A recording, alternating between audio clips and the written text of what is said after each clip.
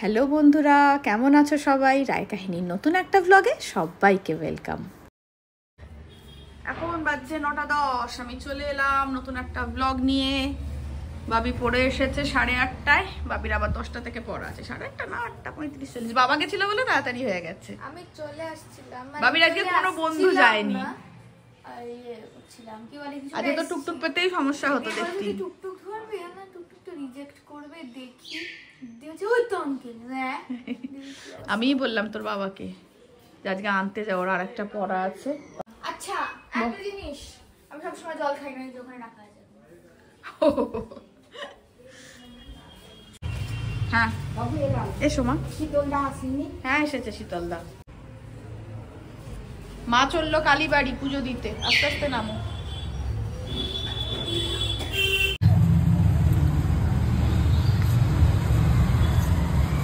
ল্যান্টানাটা কি বাঁচবে না?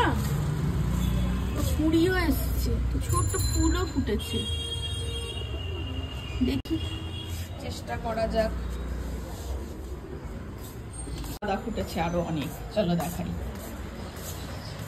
এই দেখো গাঁদাটা,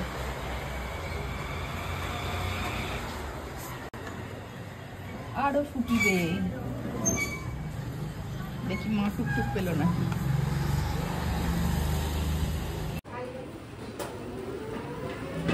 শুরু হলো রিজেক্ট, যাবে না।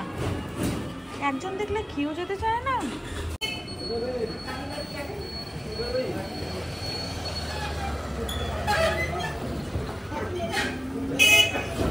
পেয়েছে, আস্তে।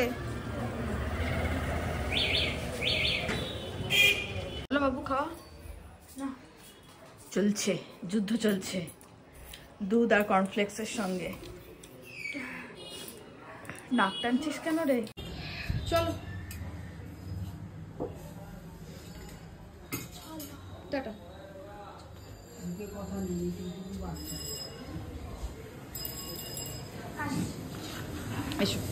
আর এই যে বাবান টুবান এসে গেছে কাল রাতে। সত্যি বিরিয়ানি, বিরিয়ানি ইনগ্রেডিয়েন্টস কি? এটা ঘি? ঘি তোমার জন্য, তুমি ভালোবাসো খেতে তাই। আরে আছে ঘি এখন? না আমি এনে রাখলাম, পাওয়া যায় না। এক শিশি ঘি আছে। এই ঘিটা এনে দিলাম, তারপরে তুমি কালকে ঘি ভাত করবে। কালকে? কালকে না, বাবির জন্মদিন। আচ্ছা দাও, গ্রহণ করিলাম তোমার উপহার। দাঁড়াও, মায়ের কাছ থেকে শিশি চাই, রাখো একটু। হ্যাঁ এখনই নিচ্ছি। আমি ভাবছি কি আনছে। আমিও বসলাম জল খাবার নিয়ে, দুধ কর্নফ্লেক্স একটু চিয়া ফেলে দিয়েছিলাম। আজকের এখনকার পড়াটা বাবির এক্সট্রা ডেটের পড়া। এক্সট্রা ডেট মানে 25শে ডিসেম্বর, মানে গতকাল বিকেলে ছুটি ছিল তো পড়ার, ওই পড়াটা। এখন কোনো পড়া মিস করলে তো হবে না, না সেপ্টেম্বরের 3 তারিখ থেকে সেমিস্টার। ঢালি এবার জমে গেল না? জমেনি এখনো পুরোপুরি। আমি ঘি খেতে খুব ভালোবাসি, খাইও, বাবিও খায়। তো গরম ভাতে একটু ঘি হলে, কিন্তু পুরোটা যে ধরবে না। ও মা দাও, বাবির জন্য রেখে দিলাম না, রাখো। প্রসাদ খেয়ে চলিলাম ছাদে। স্নান করার পর ছাদে এলে এই রোদটা যখন গায়ে লাগে এত ভালো লাগে। আমি বেশ খানিকক্ষণ থাকি যদি তাড়াহুড়ো না থাকে। জামা কাপড় মেলতে এসছি, এখানেও চলে এসছে। আমাকে চোখে হারাচ্ছে, চোখে, তাই তো?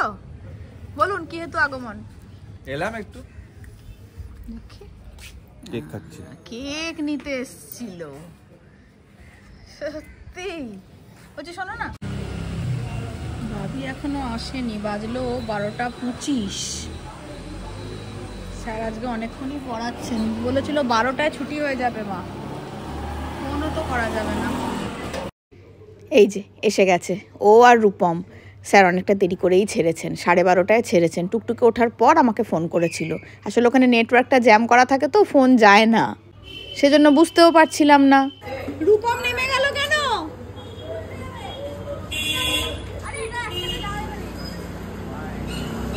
যা ওকে পৌঁছে দিয়ে আয়, ওকে পৌঁছে দিয়ে আয়। তাও ঠিক, ঠিক বলেছিস রূপম, ঠিকই বলেছিস।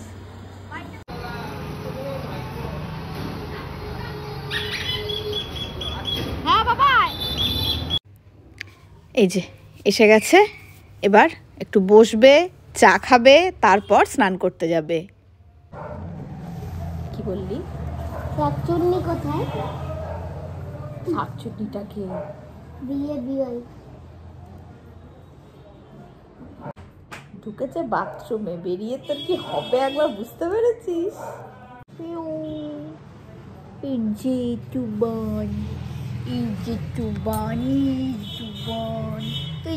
বুড়ি দিদি, হ্যাঁ ওর মতো গলা আমার? হ্যাঁ মোটেই না। হ্যাঁ যখন বলিস তুই মোটেই না, হ্যাঁ মোটেই না। হ্যাঁ তুই কি বললি আমাকে? কি বললি? তোকে শাকচুন্নি বলেছে। যাও দিদি ছেড়ে দাও দিদি। নিকু, অত কাকুকুই নাই ছেড়ে দাও দিদি। মেনু দেখান। আজকে রসা ঝোল আর চিংড়ি মাছ দেখাই। মাছ আর রসা ঝোল কই মা? রসা ঝোল গরম হচ্ছে না। আচ্ছা নিয়ে এসেছি কি বাঁধাকপি।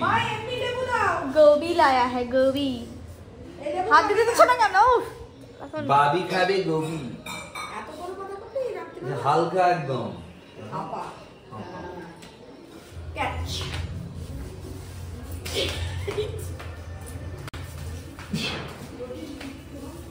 এই যে আরেকজন, চলুন খেতে দেবেন না নাকি? তুমি কি করছো? খেতে যাও। ভিডিও চলে এসেছে রসা। এটা তোমার। কি কি আছে? বড়ি, বেগুন, আলু, ফুলকপি, শিম, আচ্ছা এই যে সবজি দিয়ে রসা। চলে বাবু আমি বেরোই এবার। হ্যাঁ 4টে বাজে। তৃপ্তি আন্টি একটা কাজে গেছে। তৃপ্তি আন্টি সরাসরি চলে যাবে জিমে। ওর হয়তো মিনিট 15-20 লাগবে আরো। ঠিক আছে?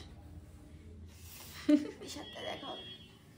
7টায় না, 7:10-15 দেখা হবে। 7টা দেখা হবে। 7:30টায় না, 7:10-15 দেখা হবে।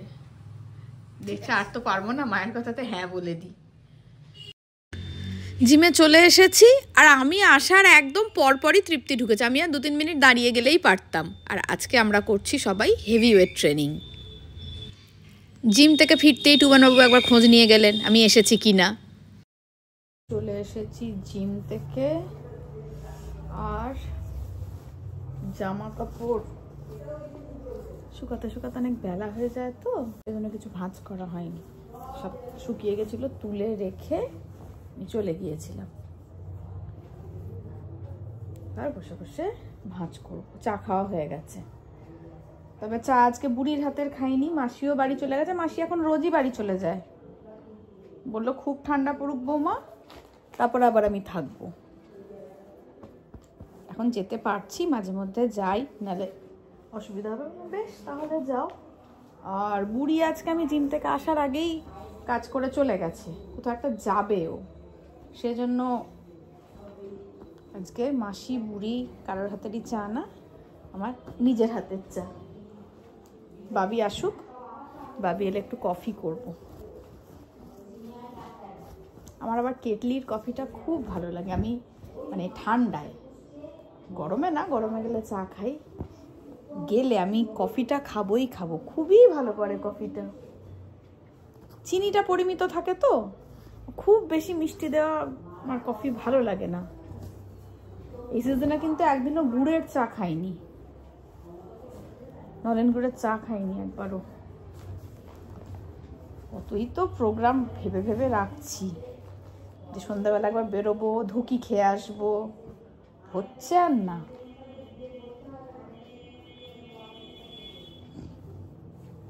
মা এসেছে, মা বাইরে মায়ের সঙ্গে গল্প করছে। দুই বেয়ান মিলে গল্প করছে। আগে এই গল্পটা জমতো 3 জনে, মা, সেজো মা আর আমার মা। আর সেজো মা বলতো, জানিস তো সুইটি, বুলা না খুব সুন্দর গল্প করে, বুলার গল্পগুলো শুনতে আমার খুব ভালো লাগে। আমার মায়ের নাম বুলা। খাদি মেলাও বসেছে। গতবার আমি, শ্বেতা, বাবি আর তোষা গিয়েছিলাম খাদি মেলা। এবারও বলেছি শ্বেতাকে যে শ্বেতা যাবো একদিন। আজকে হয়ে গেল 26 তারিখ, 27, 28, 29, 2 দিন বাদে বাবির জন্মদিন।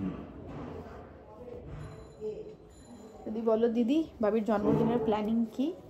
বাবির জন্মদিনের প্ল্যানিং সেভাবে সত্যি কিছু নেই, মানে দিনের বেলা যেরকম হয়, দিদি, সোনু, পুপা, বাবান, টুবান, দাদা, দিদি ভাই, আমরাই বাড়ির লোকেরাই যারা আছি, মায়েরা সবাই আমরাই থাকবো।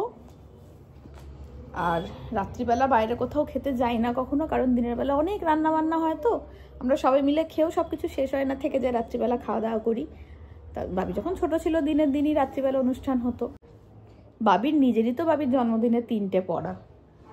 বলেছি রাত্রের পড়াটা সেদিনকে একটু স্যারকে বলে দিতে, স্যার জন্মদিন তাই যেতে পারছি না, দেখি কি করে। যদি দুপুরের পড়াটা যায় তাহলে ও আসবেই 3টে। অবশ্য 3টের সময় এলে আমি অনেকটা সময় পেয়ে যাব। বাবান টুবানকে বলছি যে কি করব বল, ওদের সে ঘুরে ফিরে একটাই কথা, কিছু করিস না করিস একটা করে পার্টি পপ আপ কিনে আনবে। না, পার্টি পপ আপ কিনে কি হবে, ওইটা ফাটিয়ে বাবিকে ভয় দেখাবো, বোঝো।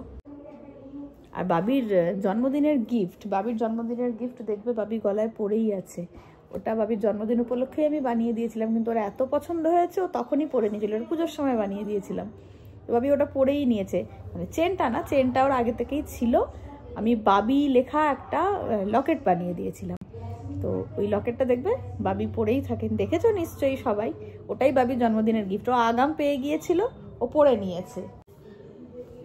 দেখেছো, লাইভ বা কমেন্ট পড়ার বাইরেও কিন্তু গল্প করতে করতে আমার কাজ করা হয়ে গেল, সময়টাও ভালো কাটলো।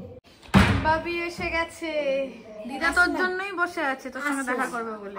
আপনি সন্ধ্যাবেলায় বেশি ভিডিও নেওয়া হয়নি কারণ মা ব্লগ এডিট করছিল। এখন মা আর বাবা, অন্ধকার চলে এলো, আলোতে যেতে হবে, আলোতে। হ্যাঁ, মা আর বাবা বেগুন ভাজছে, দেখাই। এই যে আমি চলে এসেছি। কোথায়?